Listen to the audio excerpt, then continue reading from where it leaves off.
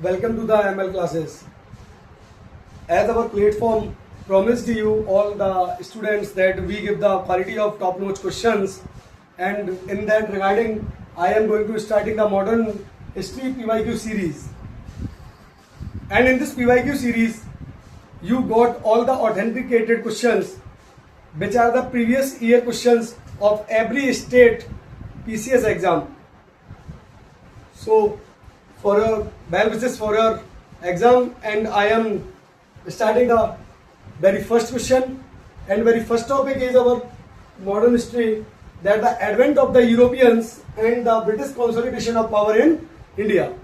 This is the first and foremost chapter that was starting in modern history, and from the core concept of the all of the advent of European and British consolidation of power in India.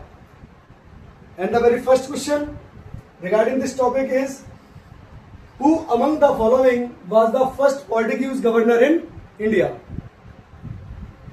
जैसे कि पहला पुर्तगाली governor कौन था जो कि भारत आया? Option A Alfonso do Albuquerque, option B Francisco de Almeida, option C Vasco da Gama, option D Nino do Cunha. जैसा कि आपको दिख रहा है, तो B eliminate very easily. If we talk about the Alfonso do Albuquerque, Alfonso do Albuquerque was the second governor general. Alfonso do Albuquerque कौन था? Second governor general था. किसका? पोर्टुगीज का, जो कहा आया था, भारत आया था. He was also known as the real founder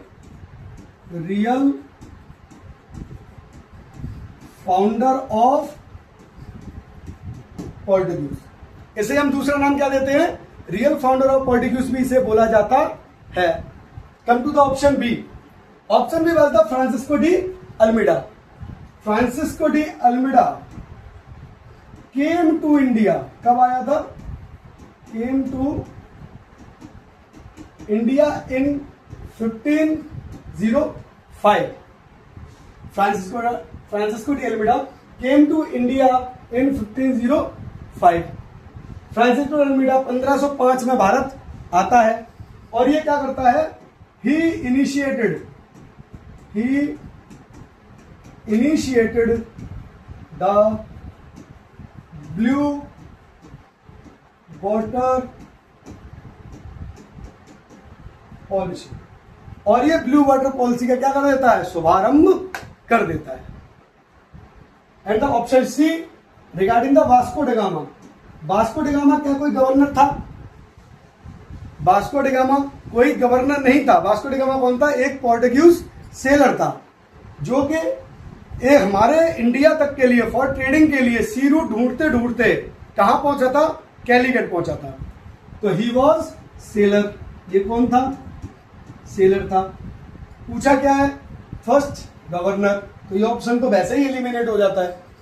and in 1498 he reached Calicut. वह कहां पहुंचता है? कैलीकट पहुंचता है. And the last governor general of the French of the Portuguese, that the Nino do कूना, दैट वॉज इन 1529. 1529 में कौन आया? लास्ट का वर्जन होता है नीनो डू कूना. तो हमारा ऑप्शन कौन सा करेक्ट है? हमसे पूछा क्या है? The first Portuguese governor. तो हमारा आंसर कौन सा होगा? Francisco de Almeida. Move to the next question. At which of the following places did the Dutch establish their first factory in India? Dutch ने सर्वप्रथम पहली फैक्ट्री कहां बनाई थी? किसने बनाई थी? डच ने. क्वेश्चन क्या पूछा? डच से रिलेटेड है. तो सूरत में तो पहली फैक्ट्री किसने बनाई थी? ब्रिटिशर्स ने बनाई थी. डच यहां पर कब आते हैं? डच ने सूरत में कब बनाई थी? डच ने सूरत में फैक्ट्री लेट इन 1616 में एस्टेब्लिश की थी. इन्होंने अपनी सबसे पहली फैक्ट्री कहां लगाई थी? तो इन्होंने सबसे अपनी पहली फैक्ट्री लगाई थी डच ईस्ट इंडिया कंपनी ने, जो कि लगाई थी, जिसे हम आज आंध्र प्रदेश के नाम से जानते हैं। तो वो कब लगाई थी? 1605 में। और कहां लगाई थी? उस टाइम इसे हम क्या बोलते थे? मसूलीपट्टनम के नाम से इसे जानते थे। And the option C is Pulicat. Pulicat में इन्होंने अपनी बाद में फैक्ट्री लगाई थी। कब लगाई थी? 1610 में। एंड द कोचीन, कोचीन में फैक्ट्री कब इस्तेमाल करते हैं? बहुत लेटली आफ्टर एक्वायर्ड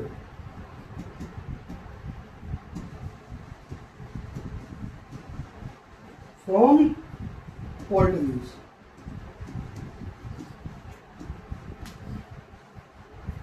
जब ये पोर्टुगीज से कोचीन की जगह को जीत लेते हैं या उस चीज को समझौता कर लेते हैं, उसके बाद में ये फैक्ट्री कहां लगाते हैं? कोचीन में। तो हमारा ऑप्शन क्या होगा? Correct, C option is correct. Move to the next question. Which Mughal emperor granted a farman to the English East India Company to establish a permanent factory at सूरत? किसने फरमान जारी किया था? वह कौन सा मुगल शासक था जिसने फरमान जारी किया? किसके लिए? ईस्ट इंडिया कंपनी के लिए एक परमानेंट फैक्ट्री एट सूरत। कहां लगाने को? सूरत को। पहला ऑप्शन दिया है अकबर। ईस्ट इंडिया कंपनी आई थी 1600 में। एट दैट टाइम अकबर क्या थे? पास्ड अवे कर चुके थे। Akbar was passed away. And the B option is Jahangir. Jahangir was the Mughal emperor who gave the farman to the East India Company to establish the first permanent factory at Surat. In which year he gave farman? In 1613. Shahjahan, C option. Shahjahan is allied with the Britishers. Shahjahan allied तो था Britishers के साथ, allied with Britishers.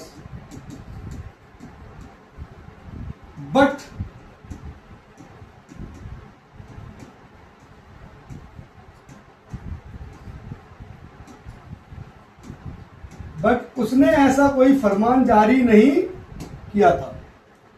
Shahjahan allied था Britishers के साथ, but उसने कोई भी ऐसा फरमान जारी नहीं किया कि जिससे कि उन्हें फैक्ट्री के रिगार्डिंग या सूरत में कोई फैक्ट्री लगाने का फरमान दिया हो। एट लास्ट नंबर आता है किसका? Option D. Option D is Aurangzeb. Aurangzeb ने भी एक फरमान जारी किया। कब जारी किया? 1691 में जारी किया। उसने क्या किया कि जो भी कस्टम्स ड्यूटी लगती थी, कौन सी? Customs duty.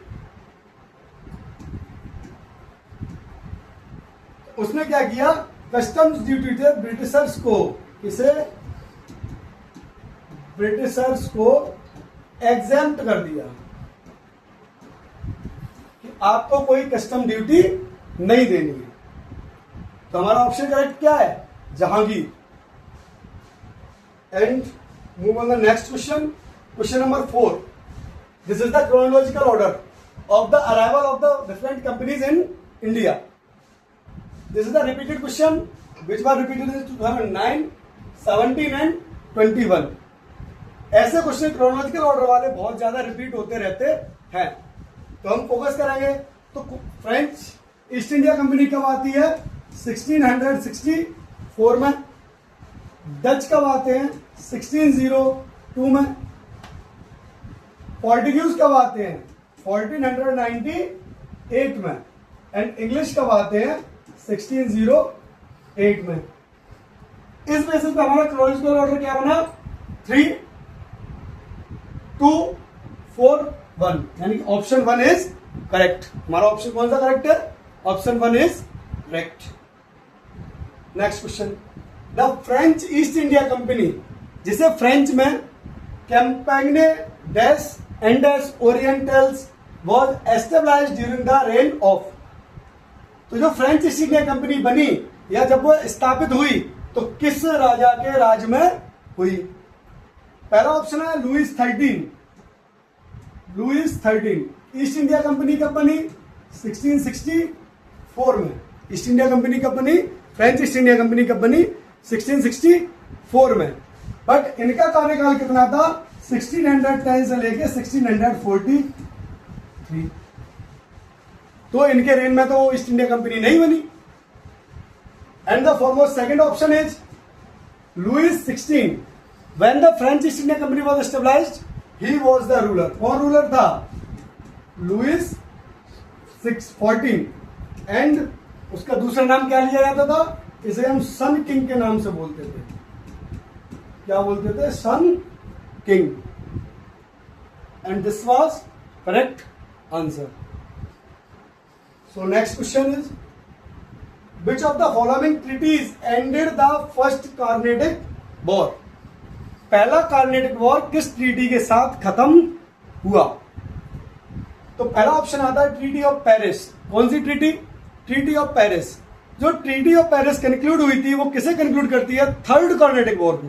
किसे कंक्लूड करती है? थर्ड कार्नेटिक वॉर को। तो हमसे पूछा है कौन सा? First Carnatic war. तो ट्रीटी ऑफ पेरिस नहीं होगा। Second option treaty of Pondicherry. Treaty of Pondicherry कब साइन हुई? 1754 में ट्रीटी ऑफ पौंडीचेरी साइन होती है। 1754 में ट्रीटी ऑफ पौंडीचेरी साइन हुई। और ये किसके मतलब उसमें होती है? तो ये होती है सेकंड कार्नेटिक वॉर में। Second Carnatic war. Treaty of Paris third Carnatic war.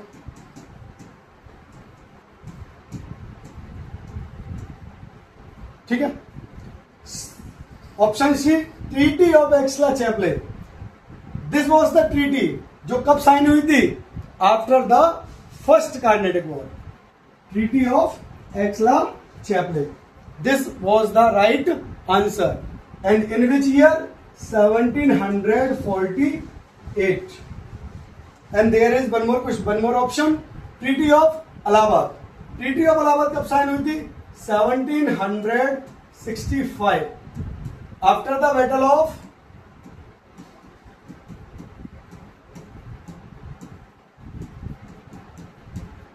1764 में एक बैटल ऑफ बक्सर होता है जहां से जो हमारे ब्रिटिशर्स आए हुए थे उन्हें क्या मिलता है? वहां से उन्हें लेजिटिमेसी मिलती है, मनी मिलता है एंड पावर मिलता है। किसके लिए? अपने रूल को एस्टेब्लिश करने के लिए। तो ये ट्रीटी साइन किसने की थी? ये ट्रीटी साइन की थी Shah Alam second. So our correct answer is treaty of Aix-la Chapelle. Move to the next question. The battle of Wandiwash. कौन सा? The battle of Wandiwash 1760 was fought between. जो बैटल ऑफ एंडीपॉस हुआ था वो किस किस के बीच में हुआ था? तो बैटल ऑफ एंडीपॉस हुआ था इंग्लिश एंड फ्रेंच के बीच में। बैटल ऑफ एंडीपॉस किस किस के बीच में हुआ था?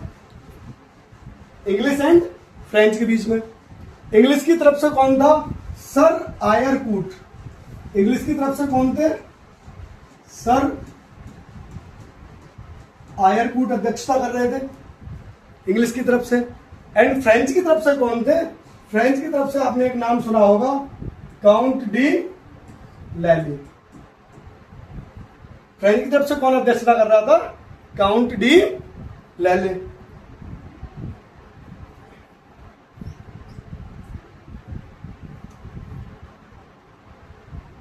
So option A is correct and we move to the next option. Who was the Nawab of Bengal during the Battle of Plassey? जब प्लासी का युद्ध हुआ उस टाइम बंगाल का नवाब कौन था? उस टाइम बैटल ऑफ प्लासी के टाइम जो बंगाल का नवाब था वो बहुत यंग एज का लड़का था। यंग एज जिसका नाम क्या था? क्या नाम था उसका? उसका नाम था सिराज उद दौला। कौन था? Siraj ud Daula. So option C is correct.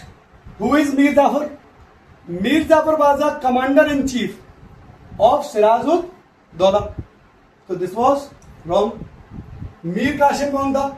Mir Qasim कौन था? Mir Qasim was the son in law of Mir Jafar. Mir Qasim कौन था? मीर जाफर का सन इन लॉ था। and who is Aliverdi Khan? Aliverdi Khan was the grandfather of Sirajud-Daulah. So option C is correct. Now move to the next question. Which of the following battles decisively established the British East India Company supreme political authority in northern India? कौन सा battle हुआ था जहां से British east India company को supreme political authority मिली? अभी मैंने just पीछे ही बताया था. कौन सा बैटल था? Battle of Buxar. Battle of Buxar के बाद एक ट्रीटी साइन हुई थी. क्या नाम था उसका? Treaty of Allahabad. कब साइन हुई थी? 1765 में. यही वो बैटल था, बैटल ऑफ बक्सर था, जहां से इंग्लिश को क्या मिलता है? 3 चीजें मिलती हैं. एक तो मिलता है क्या? मनी. दूसरा क्या मिलता है? लेजिटिमेसी. एंड थर्ड क्या मिलता है? पावर. इन हिंदी में हम बोलते हैं ना कि पैसा, पावर और हमारा अधिकार. तो ये चीजें कहां से मिलती है ना? बैटल ऑफ बक्सर से मिलती है, जहां से इनकी पॉलिटिकल अथॉरिटी किसमें आ जाती है? सुप्रीमेसी में आ जाती है. अगर हम बात करें बैटल ऑफ एंडिवोर्स, अभी बताया इंग्लिश एंड फ्रेंच के बीच में हुआ था. Battle of Plassey Robert Clive और सिराजुद्दौला के बीच में हुआ था. थर्ड बैटल ऑफ पानीपत सब जानते होंगे. थर्ड बैटल ऑफ पानीपत किस किस के बीच में हुआ? Durrani. Third battle of Panipat Durrani के बीच में हुआ. And now move to the last question of our journey. By which of the following treaty, ऐसी कौन सी ट्रीटी हुई did the Mughal emperor Shah Alam second, जिसमें शाह आलम सेकंड ने क्या दिए थे? दीवानी राइट्स दिए थे. क्या दिए थे? Diwani rights of 3 presidencies, Bengal, Bihar and Orissa. ऐसी कौन सी ट्रीटी हुई, किस वॉर के बाद हुई कि जिसमें शाह आलम सेकंड ने क्या दिए? उनको क्या दे दिए? दीवानी राइट्स ही दे दिए. कहां कहां के? बंगाल के, बिहार के और उड़ीसा के. एक ब्रिटिशर्स जब हमारे यहां आए, क्या रूप था उनका? एक ट्रेडर का रूप था. After they got loop holes, उन्हें क्या मिले? लूप होल्स मिले. लूप होल्स के बाद वो क्या बन गए? टैक्स कलेक्टर बने. फिर बैटल हुआ कौन सा? बक्सर का बैटल. बक्सर में वो क्या बन गए? Legitimate ruler.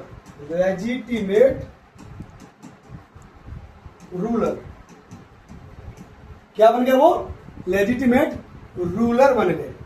तो कौन सी ट्रीटी थी? Treaty of Allahabad.